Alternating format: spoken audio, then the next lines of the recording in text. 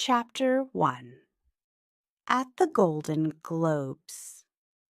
Jack Morgan got out of his dark blue Lamborghini near the Beverly Hilton. It was the night of the Golden Globes, and he was with a beautiful and famous movie star. He helped Guinevere Scott Evans out of the car, and she held his hand hard. Guinevere trusted Jack, and she trusted his company, Private. Everyone trusted Private. It was the best. But then Jack's oldest friend, Andy Cushman, called him. Andy spoke quickly. "Jack, come to my house now. I need you." "It's not a good time. What's wrong?" asked Jack. "It's Shelby." "She's dead," said Andy. Shelby and Andy married 6 months ago.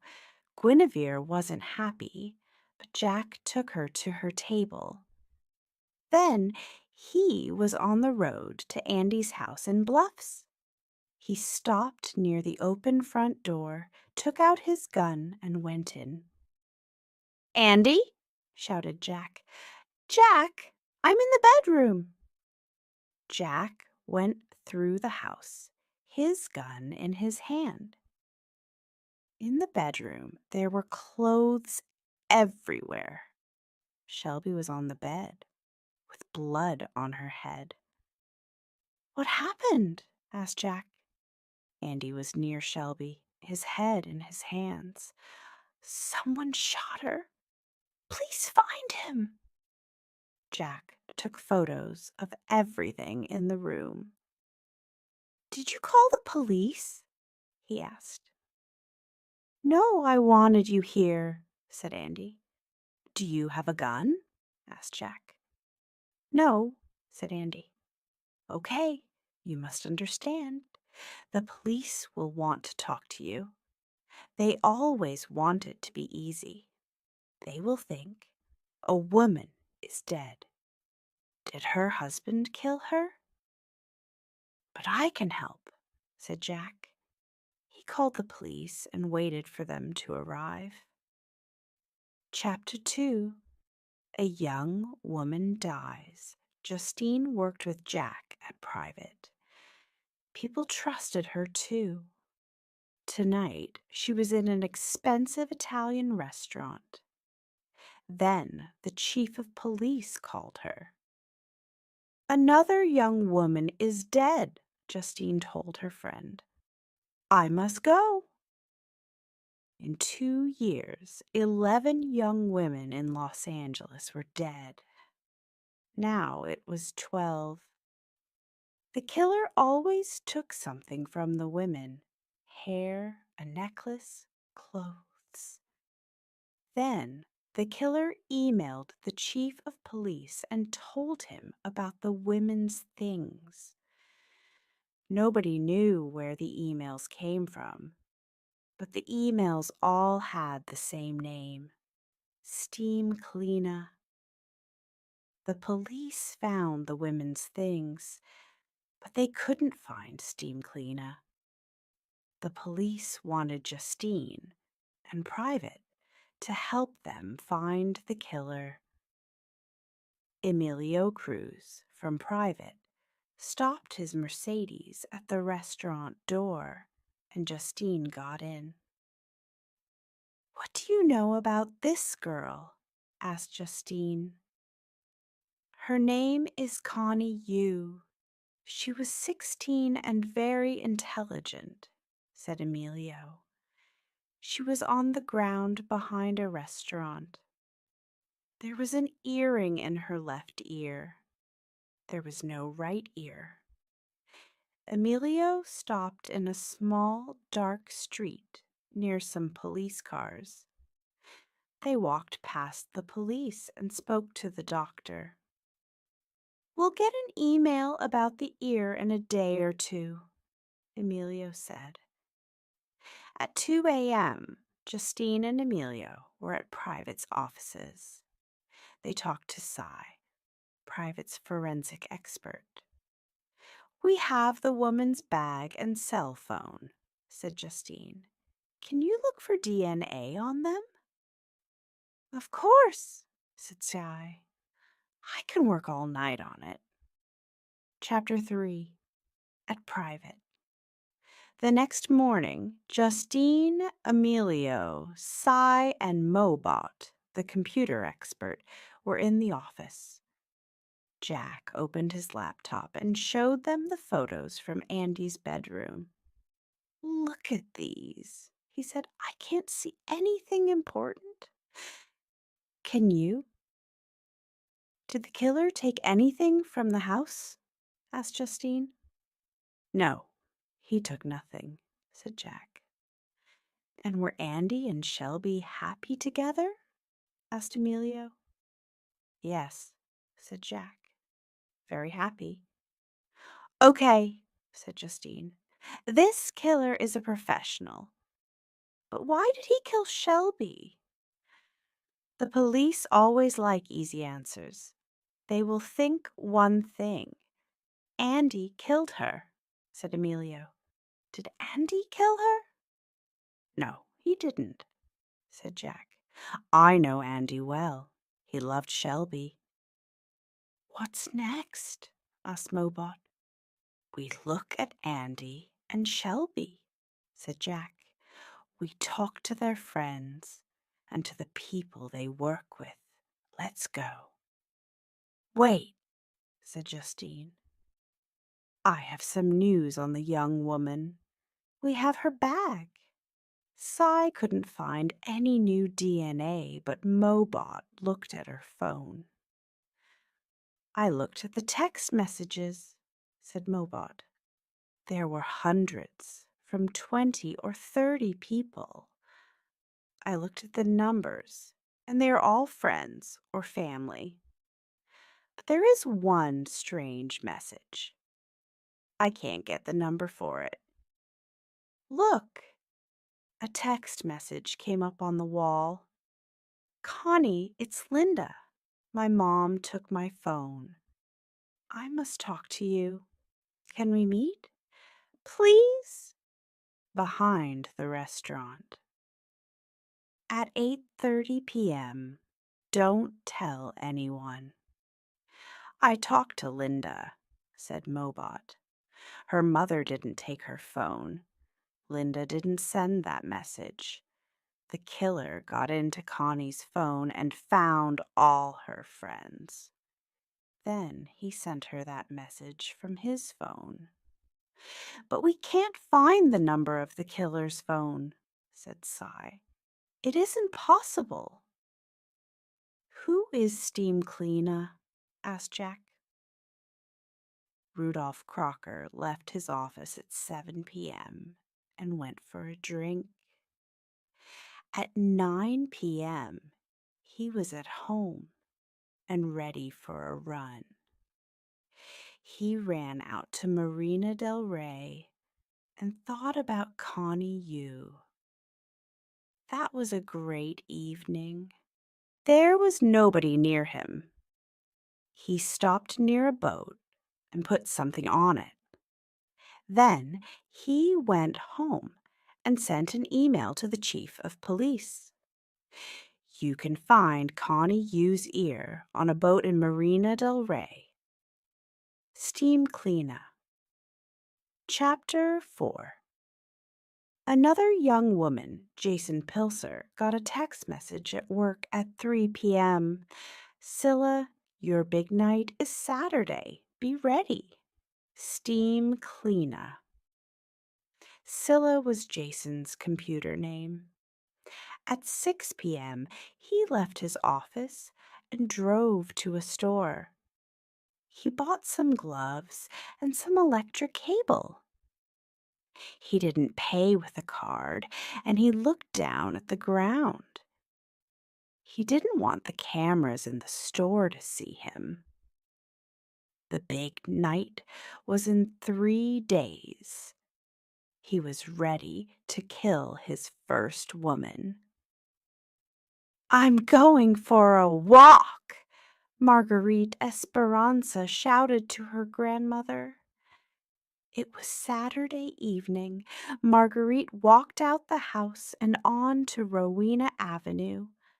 A text message came on to her phone. "Hi, Marg. It's Lamar. Where are you?" She read it and answered, "I'm on Rowena." Lamar was a really nice boy. Marguerite liked him. "Do you want to get a pizza?" asked Lamar. "Okay," Marguerite answered. Marguerite called her grandmother. "I'm getting a pizza with Lamar," she said, "and he'll walk home with me. Is that okay?" The black van was near Rowena Avenue. The driver was Steam Cleaner. Scylla and Morbid were in the back of the van. "She's out of her house," said Morbid. He gave the laptop to Scylla. Scylla wrote a message. "Hi, Marg. It's Lamar," Marguerite answered. Scylla wrote another message. The van stopped near the pizza restaurant and waited. Then they saw Marguerite in the street. "Go!" shouted Morbid. Scylla got out of the van. He pulled a bag over Marguerite's head from behind, and he and Morbid threw her into the van. Steam Cleaner drove away quickly. "Help!" shouted Marguerite. "Be quiet!" shouted Morbid. "Maybe you can win the game." "Win?" asked Marguerite. "What do you mean?" Steam Cleaner stopped the van in a park with nobody near. Morbid and Steam Cleaner were behind Scylla. This was Scylla's game. Marguerite got out of the van quickly, and she pulled the bag off her head. She couldn't run away. Steam Cleaner and Morbid could stop her. But she was tall and strong and ready for Scylla. Her hand flew out and hit him on the nose. There was blood on Scylla's face now, and he was angry. He ran at her, but she kicked him hard in the stomach. And then she kicked him again. Steam Cleaner looked at Morbid. "She's too good for Scylla," he said. He took out a gun and shot Marguerite in the head. Then Scylla put on the gloves and put the cable around the dead woman's neck. He took her shoes and put them in the van. "That wasn't good," said Steam Cleaner to Scylla. "But maybe you'll win the next game." Chapter 5: Scylla's Next Game. Justine met Police Lieutenant Nora Cronin in the park at 4 a.m. on Sunday. "The chief of police is here," said Nora. "He wants to talk to you." The chief was with 3 police officers near Marguerite's body. Justine walked up to him. "It's good to see you," he said. "We need your help. 13 women are dead. And look, somebody shot her dead. So why is there cable around her neck?" "It's very strange," said Justine. "And where's her handbag?" "There's no handbag," said the chief, "and no shoes. I'm waiting for the email." On Sunday evening, Scylla was on the terrace of his apartment, at the top of a tall building. The city was beautiful at night, but he didn't look at it. His face and body were black and blue. That girl was strong, he thought. Then he read the message from Morbid again. "You weren't good yesterday, Scylla. Steam Cleaner isn't happy, but you can play again tonight. We have someone for you. Be ready at 7 p.m. Morbid and Steam Cleaner were at the door now, and Scylla went to open it. "How's the nose?" asked Morbid. "Okay," said Scylla. "Do you want a drink?" "No," said Steam Cleaner. "Let's go on the terrace. I want to show you something." The three men walked on to the terrace and looked down at the city. Then Steam Cleaner turned to Scylla. "Do you think you can play again?" he asked. "You can, but you're playing with us." Steam Cleaner took Scylla's legs, and Morbid took his arms, and they threw him over the terrace wall. Justine and Jack were at private with Mobot. They talked about Marguerite. "The killer sent an email," said Justine, "and we found her shoes. Cy is looking at them now, but they're probably clean. The killer is using a van to look for the young women, I think," said Mobot. "He has a laptop and a radio in the van, and he can send messages to the women's cell phones. He can stop messages to their phones from other people, too. And maybe he can find them in the street from their phones." "Is that possible?" asked Jack. "I don't know. I'll ask Cy about it," said Mobot. "His friend Kit Kat knows about cell phones." "I remembered something important," said Justine. "Someone killed a woman about 5 years ago in the same street as Connie Yu. Her name was Wendy Borman. The killer took her phone and her necklace." "5 years ago," said Jack. "Maybe it's not 13 women. Maybe it's more. We have work to do." Chapter 6. An angry husband can kill. On Monday morning, Andy was at private. Jack had something to tell him. "I can't sleep," Andy said. "I think about Shelby all the time." "Andy," said Jack, "we talked to a lot of people about Shelby. She had a lot of friends. You know that. And we found one very good friend, the movie star Bob Santangelo. She saw him every week." "That's not true," shouted Andy. "She loved me." "Maybe she loved you," said Jack. "But she loved Santangelo too. Did you know that?" "No, I didn't," shouted Andy. "It's not true." Andy left. Jack and Cy talked about Santangelo. "Did Andy know about Santangelo?" asked Cy. "I don't know," said Jack. "An angry husband can kill, you know," said Cy. "I know, Cy," said Jack. "But Andy's a good man, and he's my friend. He didn't kill Shelby." "I understand. You don't want to hear it," said Cy. "But maybe he did." Justine was at the police station with Lieutenant Nora Cronin. "I looked on the internet," said Justine. "But can you tell me more about Wendy Borman?" "One thing isn't on the internet," said Nora.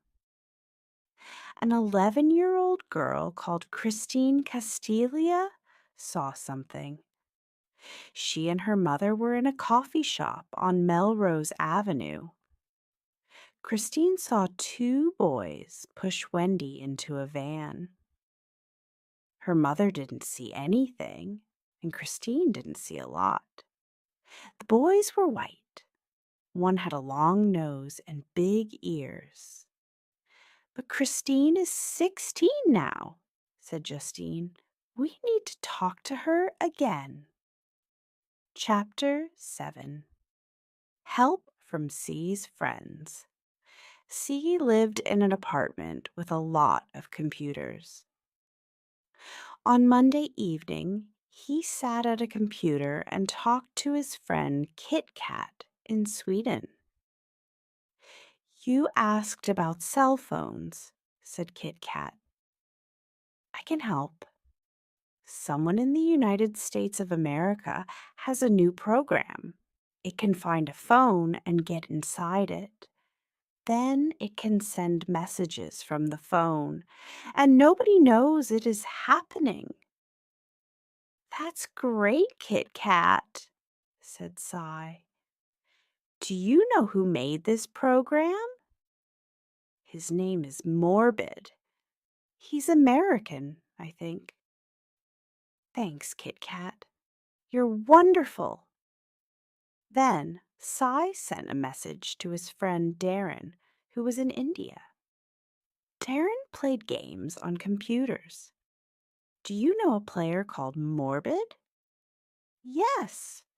I saw a message from a player called Scylla about Morbid on Saturday. What did he say? He said, I'm playing a new game with Morbid.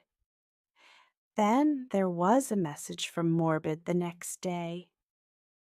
Scylla can fly. He flew off his terrace. Flying is easy, but the streets are hard. Cy looked on the internet. On Sunday, a man fell off a terrace in Los Angeles and died. His name was Jason Pilser. Was that Scylla? Cy thought. Cy met Jack in a coffee shop early on Tuesday morning. Jack, I have some news. Lots of people like playing games on the internet. In some of these games, you kill people. But you're playing, it's a game. I think some men in Los Angeles are playing a game, but they are really killing people. Not on the computer, but on the streets. Who are these men? Asked Jack. One man was Jason Pilser. His computer name was Scylla. Another man is Morbid. Scylla died on Sunday night. The police say he fell off his terrace. But maybe someone pushed him. Let's go to his apartment, said Jack. Jack and Cy met Nora at the apartment building, and they went up together. There wasn't anything interesting in the living room, but in the bedroom were a laptop and a cell phone. I'll take the computer back to Mobot, said Cy, but I'll look at the phone now. He started to read the text messages. Jack, look at this. Cy gave the phone to Jack. It's tonight, Scylla. You're the killer. Steam Cleaner. It's from Steam Cleaner, said Jack. He's working in a group. Chapter 8. They're going to kill again. Justine took the police photos of Wendy Borman's body to the office at Private. She also took a bag of Wendy's clothes. Cy can look at those, she thought. There may be DNA on them. Justine looked at the photos of Wendy, dead behind the restaurant. 5 years ago, the police found Wendy's bag next to her, but her necklace was not there. Wendy always wore the necklace, and Justine found a photo of it. It had a star on it. Then she went to find Christine Castilla in school. Justine found Christine in the school restaurant. "Do you remember Wendy Borman?" she asked. "I was only 11," said Christine. "Yes, but can you remember anything?" "What did you see?" asked Justine. A van stopped, and two boys got out and pushed a girl into the back. Then they drove away. "It was very quick," said Christine. "And you saw the driver?" said Justine. "He had a long nose and big ears," said Christine. "And the van?" said Justine. "It was black. I remember a word on it." "Gateway?" said Christine. Gateway. This was new. Gateway was an expensive school in Santa Monica. "Thank you, Christine," said Justine. Cy worked for hours on Wendy Borman's clothes. He looked for DNA and he found it from two different men. "Yes," he said. He heard someone at the door, and Mobot ran into his office. "Cy, they are going to kill again." "This week." I looked at Jason's computer. There were thousands of messages, and I read them all. "Look at this one!" Morbid, Scylla. Here's the next woman. She lives in Silver Lake, and her name is Graciela Steenklina. There was a photo of a young woman. "I'll call Jack," said Sky. Chapter 9. Help from Carmine Nocia. On Tuesday afternoon, Jack was in his office with Emilio. They knew something about the young women's killers now, but nothing about Shelby's. "Andy isn't a killer," Jack said. "Shelby's killer was a professional. There was no DNA, no gun, nothing. We need to talk to Carmine Nocia in Las Vegas." Carmine and his family knew every professional killer from California to Florida. Jack didn't often work with men like Carmine. But once, Carmine asked for Private's help. His daughter ran away, and he wanted her back. Jack found her. Carmine never forgets a friend. "We'll fly to Las Vegas," Jack said. Carmine was very rich, and his home was in a park half an hour from the airport. Two big men came to meet Jack and Emilio at the door and took their guns from them. Carmine was in the sitting room. "Good to see you, Jack," said Carmine. "I need your help," said Jack. "Jack, you helped me, and I'll help you." "But don't ask again," said Carmine. "Someone killed my friend Shelby Cushman in Los Angeles, a professional." "Who was the killer, do you know?" said Jack. "I don't know, but I can ask." "I'll call you when I know," said Carmine. The call from Carmine came late at night. He only said two words: "Bo Montgomery." Jack called Emilio early Wednesday morning. Emilio said he knew Bo Montgomery. Bo was a professional killer, and he lived on a horse farm in the Agoura Hills. Jack and Emilio drove there fast. They stopped near the farmhouse. A door opened slowly, and a man came out. He had a big dog, and in his arms was an AK-47. "What do you want?" he asked. "I'm Jack Morgan from Private." I'm working for Andy Cushman. Someone killed his wife, Shelby. Who paid for that?" Bo Montgomery thought for a minute and then spoke slowly. "I don't know Shelby Cushman. I don't know any women in Bluffs." Then he wrote a name on the ground with the end of his gun.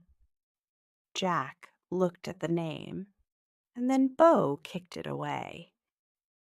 "Goodbye, Mr. Morgan," he said. "And please drive slowly. The horses get frightened." Chapter 10. DNA Christine Castilla wanted to meet Justine again on Wednesday after school. "Let's go to the coffee shop on Melrose Avenue," said Christine. "I'll remember better there about the boys and the van." "Great," said Justine. The coffee shop was the same as 5 years before. "My mum and I sat here," said Christine. She went to a table near the window. Justine had yearbooks for 3 years from Gateway School with photos of all the students. She put them on the table. "Can you look at these? Maybe one of the boys is there." Christine turned the pages of the yearbooks. She stopped and looked at a photo of a group of boys. "That's him," she said. She showed Justine. The boy had a long nose and big ears. Justine looked at the name under the photo. Rudolph Crocker. "Great job, Christine," she said. She opened her laptop and looked for Rudolph Crocker. There were 2 in Los Angeles. The first was 66 years old. The second worked for a small company on Wilshire Boulevard. And there was a photo of him. It was the boy, 5 years older. Now Justine needs his DNA. Justine went to see Nora Cronin at the police station. "We have DNA from Wendy Borman's clothes," she told her. "It's from 2 men, but we don't know them. But I talked to Christine Castiglia. We looked at some photos, and she saw this boy. He pushed Wendy Borman into the van. Look!" She showed Nora a photo on her computer. "His name is Rudolph Crocker. He's 23 now, and he lives and works in Los Angeles. Maybe this is Steam Cleena? And you want his DNA?" said Nora. "Yes. Can you help me?" said Justine. Nora and Justine stopped their car near Crocker's apartment building. They watched and waited. Crocker left the apartment at 6 p.m. and went for a run. He came home, and at 8 p.m. he came out and got into a new dark blue Toyota van. He drove to a bar called Whiskey Blue and went in. The 2 women went into the bar after him. There were a lot of people in the bar. Crocker was in the corner with a man with long hair. Justine bought drinks, and the 2 women watched. Half an hour later, the men finished their drinks and left. Nora and Justine quickly went to the men's table and took the glasses. In the car, Justine called Cy. "Can you meet us at Private in 20 minutes?" she asked. "We have some DNA for you."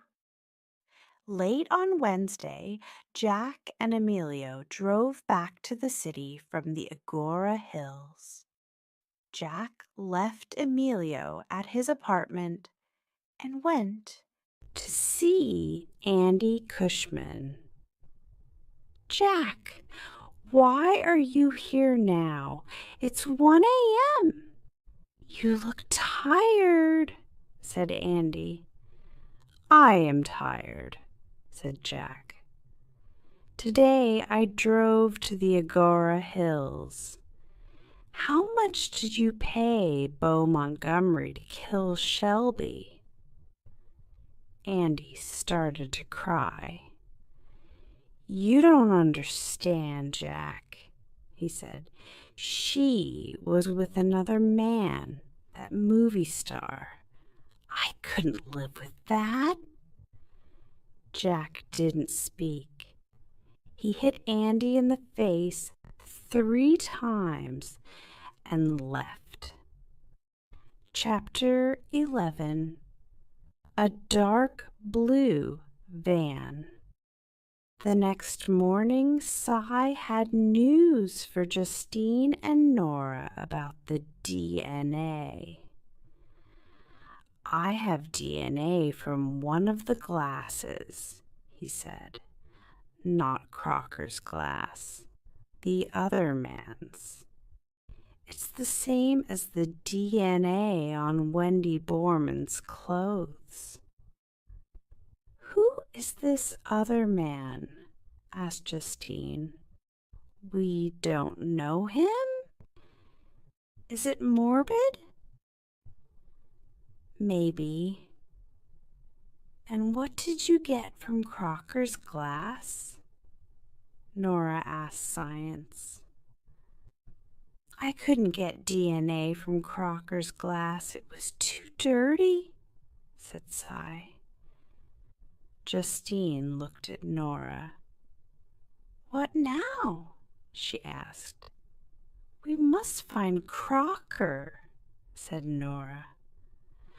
Mobot worked all morning on her computer, and then she found something. She called Jack. "Morbid wants to kill Graciela tonight. He's sending her text messages from a friend, Lulu. Graciela is answering these messages from Lulu. She says, 'See you after school,' but I don't know where they are meeting." "Where is Morbid?" asked Jack. "I don't know," said Mobot. Justine and Nora drove to Crocker's office on Wilshire Boulevard. "Mr. Crocker is on vacation today," said the woman at the desk. They drove fast to his apartment, but he wasn't there. "Let's find his van," said Nora.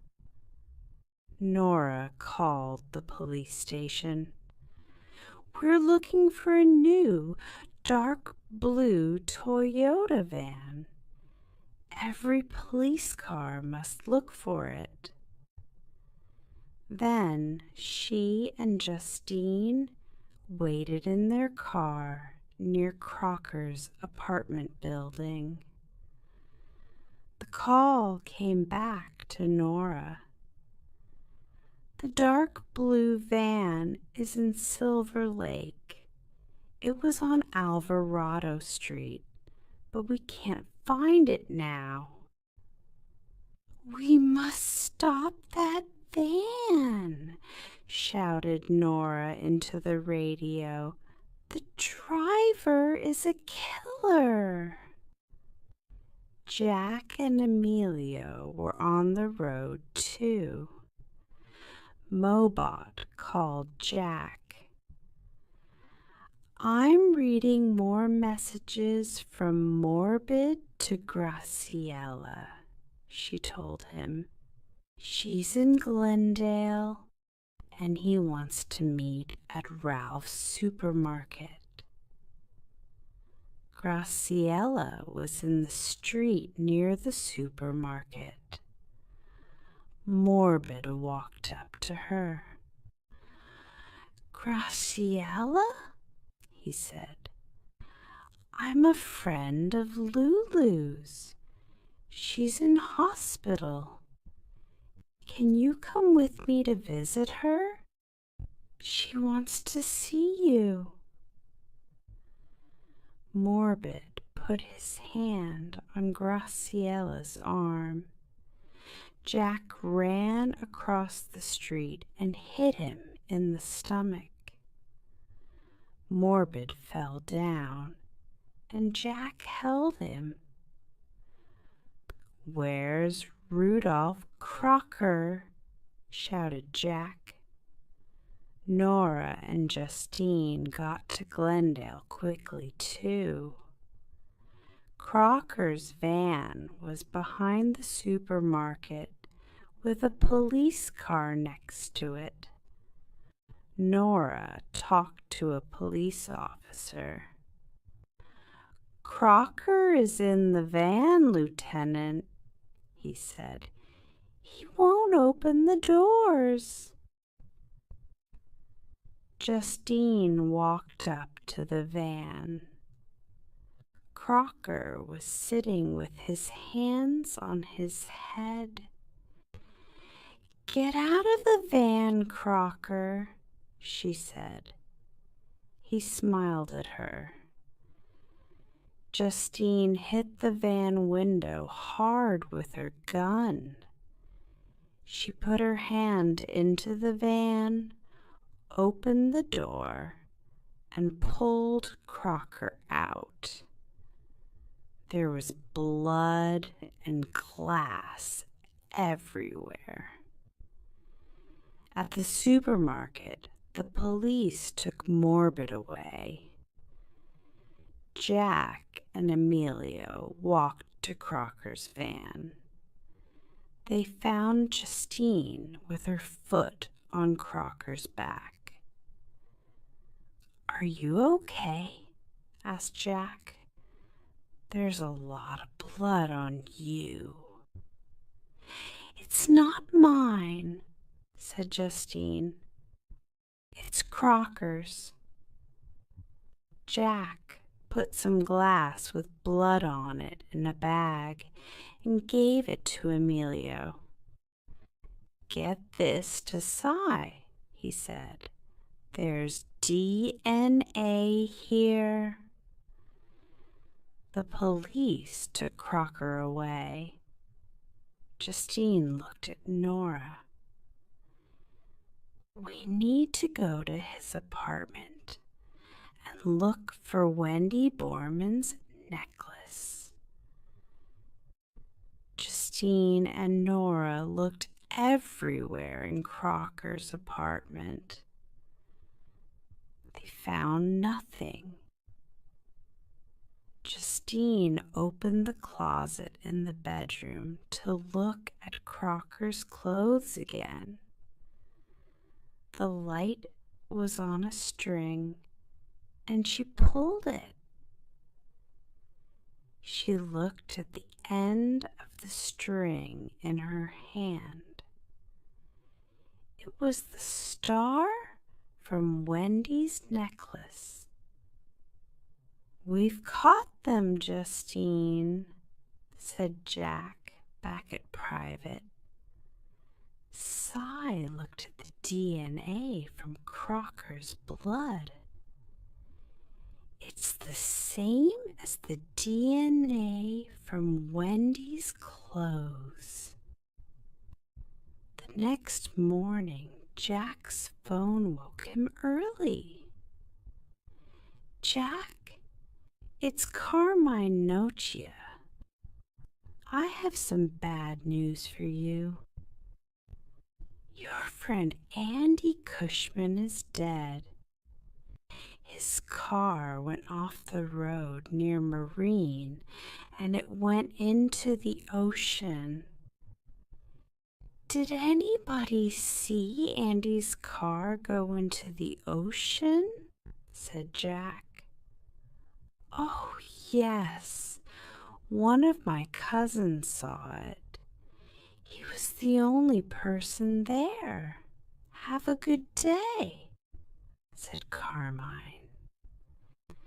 Jack looked at his phone for a minute and thought, Carmine's cousin killed Andy. Then he turned and threw it out of the window. It was time for a new phone and a new phone number.